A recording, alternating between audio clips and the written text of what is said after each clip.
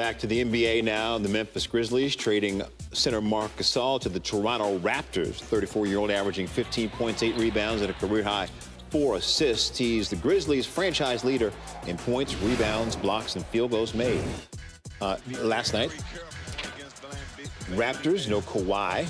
Only 9 active players against the Hawks, and the Hawks are like, cool. Taurean Prince for 3. Atlanta's bench. We got this, Prince. Another 3. Hawks nailed 13 threes in the first half, tying their most in 15 years.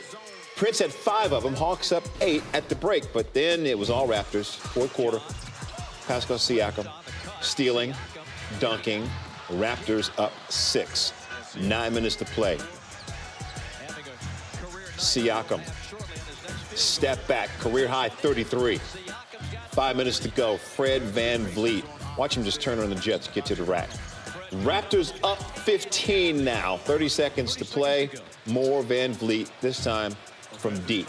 He had a career high 30. Raptors take out the Hawks 119 to 101, Matt Barry. Jay, more deals to discuss. Former #1 overall pick Markelle Fultz's time in Philadelphia is over. The Sixers traded the 2017 top pick to the Magic in exchange for forward Jonathan Simmons, a protected 2020 first-round pick, and a 2019 second-round pick. Fultz has been sidelined since November with a nerve condition in his shoulder. His new team, the Magic, hosting the Timberwolves in Orlando, and somehow that fella already has a Fultz jersey. And like Fultz, he'll be sitting on the bench, and maybe that's the only touch he'll get. Look at that. There you go. Fultz already getting involved early. How do you get the jersey like that so quickly? It's a great question. I don't know. Adrian Wojnarowski, how do you believe? They print them right. They'll print them right in the store there at the arena for you. Oh, really? Put your name on it. Harris, Barry. Wow. I did not know that. We'll have to go to a Magic game now. I believe so. Towns, 27 points, 11 rebounds. Wiggins with 23 points. My favorite part about that entire story is what's like idiots. They print them right there. Yeah. You know? Maybe we can play too since we get it. No. Okay. Nikola Mirotic, now a Milwaukee Buck. He was part of a 3-team trade yesterday. The former Pelican averaging career highs in points and rebounds this season. He's also making just under 3 three-pointers a game. So he gave us some instruction on how to get a jersey printed at the arena. Our senior NBA insider, Adrian Wojnarowski. I can't actually confirm that. I assume that's how he had it done. Yeah. We'll look for it on sense. ESPN.com later if it's true.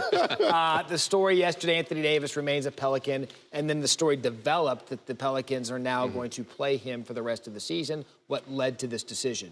Well, this would have been fairly unprecedented to have a player of that stature just have a team shut him down over concerns about he might get injured and we might lose trade value. And the league office was not enthusiastic, to say the least, over that kind of a solution. And I think, especially for that Pelicans fan base, listen, you still want to be able to sell tickets. You still want to have people in the arena. And without him, it would have been a ghost town there. With him, it's not going to be, it's still not going to be easy. But I don't know that he's going to play every single night for them. But he's not going to get sent home. He'll be back in the lineup here soon. So what now for Davis and the Pelicans for this upcoming offseason? Well, now the Pelicans, listen, this is the reason they passed, one of the reasons they passed on the Lakers offer. You know, that now they can entertain in the offseason the Boston Celtics, who can get involved in trade talks with him. Then Boston has told them, wait for us. We're going to offer you a better package than anyone else does. And then once you get past the draft lottery in May and you see where teams line up, who gets the #1 overall pick, you know, if that ends up being New York, that might give them an opportunity to have something to offer New Orleans that would intrigue them to trade a player of Davis's stature. But the future of this organization will be set up by the kind of trade, the kind of assets they get back for Anthony Davis. The Lakers heavily involved in this, although you had been reporting that it was a one-sided thing. Lakers would make the deal. New Orleans really never got engaged. But the Lakers will be heavily involved in the buyout market, including potentially Carmelo Anthony. Where does all of this stand? Yeah, Carmelo Anthony is a serious candidate to be signed by the Lakers. Now, they haven't made a decision yet, and they're going to scour the market here, see who's available. Here's what's working against the Lakers in this buyout market. Players who sign now, they're looking to be set up for free agency in the summer. They want a stable environment where they can showcase themselves, and a lot of guys certainly want to get on a team that can go deep in the playoffs. The Lakers don't check all those boxes right now. They're not going to be at any top of any player's list, and that may make it even easier for Carmelo to really, maybe the best available for them. We'll see what moves the Lakers make. We can also tell you that our producing staff has done the research. They found out that at the Amway Center in Orlando, on game day, you can, in fact, go to the team shop and have a custom jersey made. Well, well, well. How about that? There you go. We just made news here. Eastern Conference teams bolstering their rosters on deadline day. The Raptors getting Marc Gasol for a package that included Jonas Valanciunas. Gasol averaging 15.7 points and 8.6 rebounds this year. First place Bucks acquiring Nikola Mirotic from the Pelicans in a 3-team deal. Mirotic averaging just over 16 points and 8 rebounds a game, both career highs. And one day after getting Tobias Harris, the Sixers shipping former #1 overall pick Markelle Fultz to the Magic. Fultz has only played 33 of a possible 136 games since he was drafted. Anthony Davis wasn't involved, and yet this was still an historic trade deadline. 13 trades officially went down on deadline day, the most on a single trade deadline day in the last 30 years.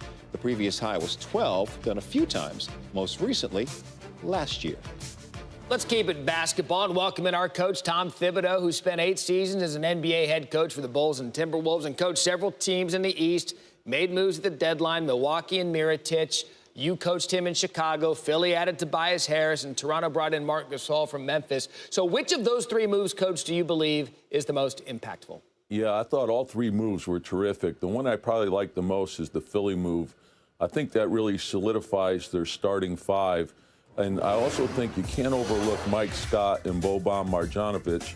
I think that helps with their bench. They probably need another wing guy on the bench, but I think in Harris, what you're getting is a guy going into his prime, a 20-point scorer. He'll cause a lot of matchup problems. He can put it on the floor. He scores a lot of different ways. And, of course, his shooting is terrific. He's shooting 43 from the three-point line. But he's a very, very tough matchup. And he's also unselfish. Yeah, and Tim Legler made the point earlier on SportsCenter. This was a move for the Sixers. They clearly have title aspirations right here, right now with that lineup. Out in the West, Anthony Davis, this has been the big story. He's not going anywhere for now, but he will return to the Pelicans lineup for the remainder of the season. Curious move here. What do you make of New Orleans actually playing a star that they almost certainly know won't be with the team next season? Yeah, it's not an easy thing. I think it's an issue that you look at, and you have to look at it from all sides. I think you have to look at it from a league perspective, a team perspective, and a player perspective. And I think what they're doing is the right thing. Anthony's a very high-character guy, so I think once he's on the floor, that's not going to be a problem. I think where the Pelicans are right now in terms of their playoff positioning, they'll probably have to make a decision going down the stretch, whether they're going to continue to play them as much as they are right now or maybe get a look at their younger guys. There is some risk involved, but I think they're doing the right thing. I think you have to protect the integrity of the game, and I think that's what they've decided to do. They've probably all been in a room together and talked about all the different things that are going on with them, and this is the right thing to do. Coach, how similar is this to what you dealt with Jimmy Butler? It's probably a little different because in our case, it was before the season, right before the season. And so you didn't know where you were in terms of playoff positioning. And we felt we also had to be patient to create a market for him because no one had played a game yet. This was different. And but in terms of playing for the team, some of those things are similar. And I think once it comes to basketball, when you're in practice, when you're in games, that's not going to change. And as I mentioned, Anthony's character is terrific. It's unfortunate, but this is all part of the game. This is today's NBA. And as a team, you just deal with it as best you can. Great perspective this morning. Coach Thibodeau, we appreciate your time on Center with you on a Friday morning. Welcome. He's Matt Berry. I'm Jay Harris. Tim Legler with us talking hoops this morning. Great seeing you bright and early. Thought we got rid of him. One of sports' great rivalries renewed last night. Celtics-Lakers. Over the last 200 times these two teams have played, they are tied at 100 wins apiece. LeBron coming off the 42-point loss. Lakers fans want Kyrie to reunite with LeBron. Look at that swinger. Ooh. Bill Belichick in attendance. He's a champion. You can do that. quite a few times. Lakers were trailed by as many as 18 in this one. Late second legs, James gets this thing going. And you know he's feeling it if he's just going to rise up from 30 off the catch like that. But at that point, down 18, I think he's trying to do anything to give them a spark, get them back in the game. And they kind of did. He finds Lance Stevenson, Kentavious Caldwell-Pope, kind of sleepwalking early, but then they would get back in this one. Yeah, I think they were still feeling the effects from that loss the other night. Early in the game, Boston had a great rhythm, but then the Lakers, once they started making some shots, they got confident. You see the numbers there. James would be responsible for the Lakers' last 22 points of the first half. Second half, a third quarter, they outscored the Celtics 42-27. So now to the fourth, Kyrie needed to get it going to keep Boston in this one. Yeah, he had really struggled through three quarters, but it doesn't matter. You know where they're going to go late in the game. Give the ball to Kyrie, top of the key, gets a switch, and then that handle gets him to the rim, but LeBron has an answer. Cut the deficit to 1, did LeBron, ensuing Celtics possession. Kyrie responds for 3 of his own. Yeah, that little sidestep 3 that's become so popular now in the NBA. A really unguardable Kyrie. Big-time step back, and this is just unfortunate for the Celtics. LeBron tries to throw it off Al Horford's foot, and if it had, they'd probably lose the game. Instead, they end up with a loose ball scramble play, and LeBron James gets a 3 in the corner to keep them in it and tie it up. All tied at 124 Lakers, 22 three-pointers made. That is most in a game in franchise history. Under 20 to play. Boston down 1. Kyrie drives. Boston takes the lead back. No timeouts. 10 seconds to play. Legs, we're going to run this thing. LeBron guarded. They were smart there. Nice job denying him up the floor. They want someone else to beat him. Ingram tries to reverse, and again, a tough break for the Celtics. 3 different guys get their hands on this ball. If they can secure a rebound, game over. Instead, loose ball ends up in the hands of Rondo. His feet were squared up, and he knocked it down. How about Rondo, the hero for the Lakers? Have another look. Ball finds it. It's the Lakers' largest comeback win this season. 129-128. What a finish. Rajon Rondo, your hero. Where does your mind go as you let that ball fly? Just get it up. Get the arc up. Believe it or not, I always dream like this, you know what I mean? But I couldn't picture it being this sweet coming back on, 13 years in, where it all started. Team struggling right now, and I think it's definitely a confidence booster for us. I think for Rondo, I think he couldn't even dream about that moment to be back here in the Garden and where he won a championship, where obviously, he has so many memories of being here. And for him to get his hands on the ball at that moment and be able to knock that down, it was a storybook ending. The ball finding him at the end of the game, someone that helped bring this city a championship, and for him to, knock that down, was, for me and Laker fans, it was a beautiful ending to the game. So this storied series comes down to buzzer beaters. 87. Magic made this running jumper for 115-114 win at the old Boston Garden. 7 Hall of Famers on the floor when that shot was made. Again, remarkable that over the last 200 times these teams have played, it is now 101-100 Lakers. 95 old Boston Garden. Nick Van Exel threw in the miracle at the buzzer to stun the Celtic faithful. And then last night, not quite of Magic fame, but Rondo still the same result. First career go-ahead field goal in the final 10 seconds of the fourth quarter or overtime. He was previously 0-11 in such shots. And what about this? Let's flash back to LeBron's team had a similar fate last year. February 7th, 2018, Quicken Loans, Jeff Green, laser to LeBron. I mean, the exact date. You see Isaiah Thomas there, not quite involved in LeBron's celebration. Remember, he was traded on the day of the deadline on the very next day. Don't celebrate, go out of town. Move on to Grizzlies and Thunder. Russell Westbrook had himself a night, that's just what he does. Second quarter, though, he had some trouble with the rim. Tim, Russ with the steal, thank you much.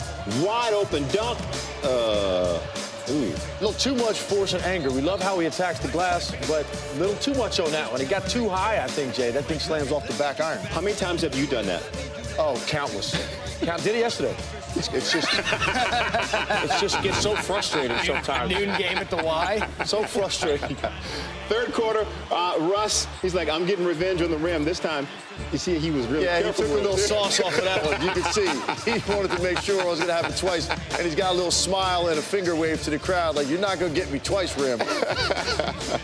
I like to watch him play. He has a lot of fun. Moving to the third quarter, Thunder up 70-59. Jeremy Grant, jump shot, no. Russ, rebound, lays it in. Thunder up 13. Fourth quarter, the lead is huge for OKC. Westbrook using the screen. Alley-oop to Terrence Ferguson. Thunder go on to win 117-95. Russ, triple-double. What else? 15, 13, and 15. His 8th straight. So, Russell Westbrook, with his 8th straight triple-double, he's the second player in NBA history to have 8 straight triple-doubles. The NBA record is 9 straight, done by Wilt Chamberlain 51 years ago. Russ's next game tomorrow on ABC against James Harden and the Rockets. Like Westbrook, Harden is also chasing an all-time Wilt Chamberlain streak. Westbrook also among those involved in the All-Star draft last night, and here are the rosters. LeBron drafted Russ, but traded him for Ben Simmons afterward. Simmons, the only player on Team LeBron, making his first All-Star appearance, where Giannis had 4 players making their All-Star debut. Yeah, and add it all up, Team LeBron has an 81-57 advantage in terms of career All-Star selections. Westgate says they'll release odds closer to game time to make sure everyone is still scheduled. Meanwhile, this is my favorite moment of the night. Anthony Davis was drafted by Team LeBron, taken 5th. Here's more on that entertaining exchange. With my first pick in the second round, I'm going with Anthony Davis. You sure you want him to be your teammate? I'm very sure of that. Is it that tampering? No. Tampering rules does not apply on All-Star Weekend. Yeah. I think the best way to do this for Giannis to trade everybody on his bench for Anthony Davis. That's why the All-Star draft needs to be televised. Yes, absolutely. You have moments like that. So, Legler, the story coming out of Anthony Davis, obviously not dealt at the deadline. The team did announce yesterday that they will play him for the rest of the season. What do you make of Davis not going anywhere and the team deciding to play him? Well, look, they made a decision that they think is in their best interest to get more options this summer. So if you make that decision, you're going to have to live with the repercussions. You can't just shelve a healthy player if he wants to play, and that's the tough position they put themselves in. It really doesn't benefit the Pelicans in any way, shape, or form to have Anthony Davis on the court. It doesn't help them. They're not going to make the playoffs. It's unrealistic to think that they can. So you're going to have to live with this situation, because when I say it can't help them, all you're really risking is potentially an injury. And could that impact his trade value in the summer? So he's not really doing much for them, but they made the decision, a conscious decision, to not move him. Didn't really even entertain the Lakers' offer. Wouldn't even return their phone calls, sending the indication clearly they want to get to the summer. Obviously get Boston into the mix after July 1st, but Kyrie Irving can become a free agent. And what other teams can put together something? The Clippers, the Knicks. What do they have? Put your best foot forward. More options. Dell Demps thinks that's better for us. We get the most value for Anthony Davis. Only Michael Jordan and LeBron James have a higher career PER than Davis all time. So, yeah, let him play. He's a difference maker. It's pretty good. He's a difference maker. Yeah.